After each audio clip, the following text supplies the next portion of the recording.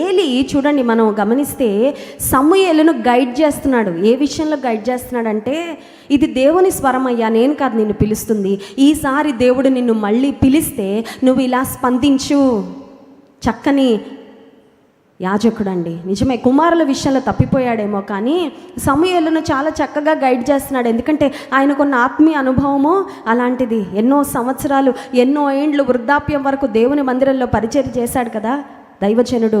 ఇప్పుడు గైడ్ చేస్తున్నాడు. ఏమని గైడ్ చేస్తున్నాడంటే 9వ వచనం, 1 సమూయేలు గ్రంథం 3వ అధ్యాయం 9వ వచనం, నీవు పోయి పండుకోము, ఎవరైనా నిన్ను పిలిచిన ఎడల యెహోవా నీ దాసుడు ఆలకించుచున్నాడు, ఆజ్ఞ ఇమ్మని చెప్పుమని సమూయేలుతో అనగా, సమూయేలు పోయి తన స్థలమందు పండుకొనెను.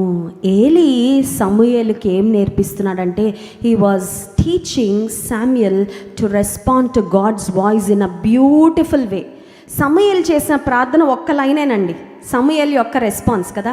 సమూయేలు అని 4 సార్లు పిలిచాడు దేవుడు. 3వ మారు ఏలీ అన్నాడు, దేవుడు పిలుస్తున్నాడు అయ్యా, నువ్వు వెళ్ళి స్పందించు, ఇలా స్పందించని చెప్పిన తర్వాత 4వసారి మళ్ళీ దేవుడు సమూయేలును పిలవగానే ఏలీ యాజకుడు సమూయేలుకు చెప్పిన మాట ఒకే ఒక్క లైన్, కానీ అద్భుతమైన ప్రార్థన అది. ఎందుకు అద్భుతమైన ప్రార్థన కూడా చెప్తాను. ఇప్పుడు ఏలీ సమూయేలుకు చెప్పిన మాట ఏంటంటే, యెహోవా నీ దాసుడు ఆలకించుచున్నాడు, ఆజ్ఞ ఇమ్మని. ప్రేయర్ ఇస్ 2 వే. ప్రార్థన అనేది 2 వైపులా. బైబిల్ చదవడం అనేది దేవుడు మనతో మాట్లాడడం 1 వే కదండి. మనం ఉత్తరం రాసామనుకోండి, 1 వేనా 2 వేనా? 2 వేసా? ఉత్తరం అప్పట్లో ఉత్తరాలు ఒక్కవైపే, కానీ టెక్స్టింగ్ ఉంటుంది. అదేంటండి వాట్సాప్. ఇప్పుడు ఎలా ఉంది వాట్సాప్, మనం టైప్ చేస్తే వాళ్ళు టైప్ చేస్తుంటే అక్కడ ఒక చిన్న ఇది వస్తుంది కదా, ఓహో వాళ్ళు నొక్కుతున్నారు అని. అప్పుడు ఇంకా కాసుకొని ఉంటాం. మనకు చాలా ఇంపార్టెంట్ పీపుల్ అయితే ఏం పంపిస్తారో